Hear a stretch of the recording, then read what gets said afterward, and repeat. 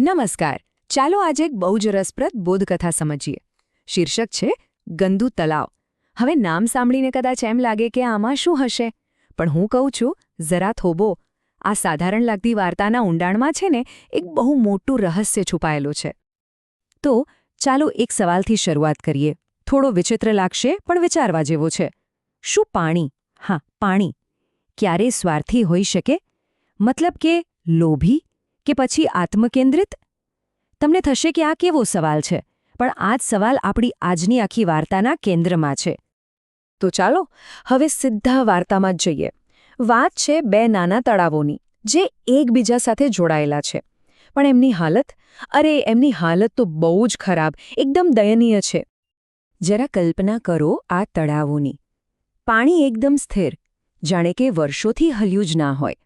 આખું પાણી જીવજંતુઓ અને લીલી શેવાળથી ભરાઈ ગયું છે. અને એમાંથી જે દુર્ગંધ આવે છે એ તો પૂછો જ નહીં. અને સૌથી મોટી તકલીફ શું છે ખબર છે? એ બંને એક ગટરથી જોડાયેલા છે. એટલે કે એકની ગંદકી સીધી બીજામાં જાય. હવે તમે જ કહો, આવા પાણીનો ઉપયોગ કોણ કરે? કોઈ નહીં. બસ નકામા બનીને પડ્યા છે. પણ પછી કંઈક એવું થયું જેની કોઈએ કલ્પના નહોતી કરી. એમની આ ખરાબ હાલત જોઈને કોઈને દયા આવી અને અચાનક એક દૈવી વાણી સંભળાઈ. અને બસ અહીંથી જ આપણી વાર્તા એકદમ રહસ્યમય વળાંક લે છે. એક એવો વળાંક જે આપણને એક બહુ મોટા સત્ય તરફ લઈ જવાનો છે. આ દૈવી વાણી શું કહેવાની હતી? એ એક એવું સત્ય ખોલવાની હતી જ્યાં તળાવોના પૂર્વજન્મ સાથે જોડાયેલું હતું. હા, પૂર્વજન્મ. એક એવું રહસ્ય જે હવે આપણી સામે આવવાનું હતું. અને પછી એ દૈવી વાણીએ જે કહ્યું એ સાંભળીને તો નવાઈ જ લાગે. એ વાણીએ કહ્યું, તમારા ગયા જન્મમાં તમે બંને સગી બહેનો હતી. વિચાર તો કરો, આ બે ગંદા, દુર્ગંધ મારતા તળાવ એક સમયે જીવતા જાગતા મનુષ્ય હતા. અને એ પણ પાછી સગી બહેનો. તો સવાલ એ થાય કે કોણ હતી આ બહેનો? અને એમણે પોતાના જીવનમાં એવું તો શું કર્યું હશે કે આજે એમની આવી હાલત થઈ? ચાલો જરા એમના ભૂતકાળમાં જઈને જોઈએ. વાત એમ હતી કે આ બંને બહેનોના લગ્ન બે ભાઈઓ સાથે થયા હતા. એટલે કે એક જ ઘરમાં. એનો મતલબ એ કે પરિવારની બધી જ સંપત્તિ, બધો જ પૈસો એમના હાથમાં હતો. પણ અસલી સમસ્યા પૈસાની નહોતી, સમસ્યા હતી એમના સ્વભાવની. બંને બહેનો એટલી બધી કંજૂસ અને સ્વાર્થી હતી ને કે બસ વાત જ ન પૂછો. અને આ જ એમના સ્વભાવની આ જ વાત આખી વાર્તાનું કેન્દ્ર છે. હવે સવાલ એ છે કે એમનો સ્વાર્થ દેખાતો કઈ રીતે હતો? તો જુઓ, એમની એક રીત હતી. જ્યારે પણ કોઈ સારા કામ માટે, કોઈ જરૂરિયાતમંદ માટે દાન આપવાની વાત આવે ને, ત્યારે શું થાય ખબર છે? મોટી બેન થોડા પૈસા લઈને નાની બેનને દાનમાં આપી દે. અને પછી નાની બેન એ જ પૈસા કે બીજા પૈસા લઈને મોટી બેનને દાનમાં આપી દે. બસ આ જ ચાલ્યા કરતું. એક બંધ ચક્ર. પૈસા ઘરમાં ને ઘરમાં જ ફરે. આનાથી એમનો સાચો ઈરાદો શું હતો એ એકદમ સાફ દેખાઈ આવે છે. આને દાન તો કહેવાય જ નહીં. આ તો દાનનો દેખાડો હતો.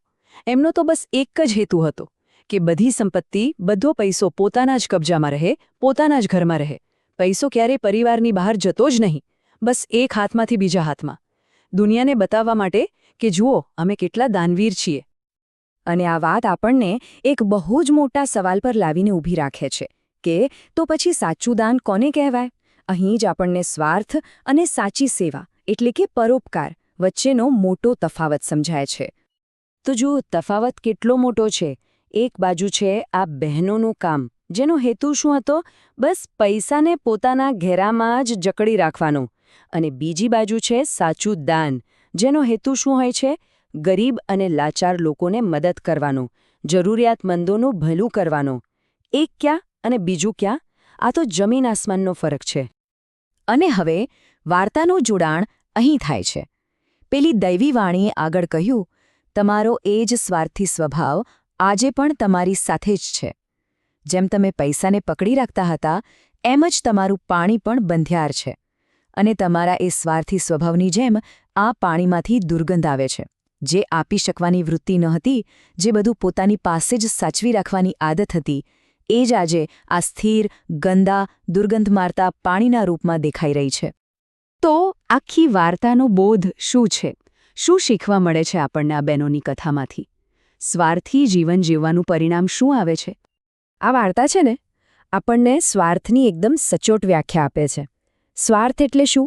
દરેક વસ્તુને ફક્ત પોતાની પાસે, પોતાની મર્યાદામાં જ બાંધી રાખવાની વૃત્તિ. અને જ્યારે આવું થાય ત્યારે એનું પરિણામ હંમેશા ગંદુ જ આવે છે. હંમેશા બંધિયાર, બિલકુલ પેલા 2 તળાવોની જેમ. અને એટલે જ આ બોધકથામાંથી આપણને જે છેલ્લી અને સૌથી મહત્વની શીખ મળે છે તે આ છે: સ્વાર્થનું પરિણામ હંમેશા ગંદુ જ હોય છે. એકદમ સીધી અને સરળ વાત છે, પણ એટલી જ ઊંડી છે. આ વાર્તા આપણને વિચારતા કરી જાય છે કે આપણે જીવનમાં વસ્તુઓને પકડી રાખવા માંગીએ છીએ કે પછી વહેતી મૂકવા.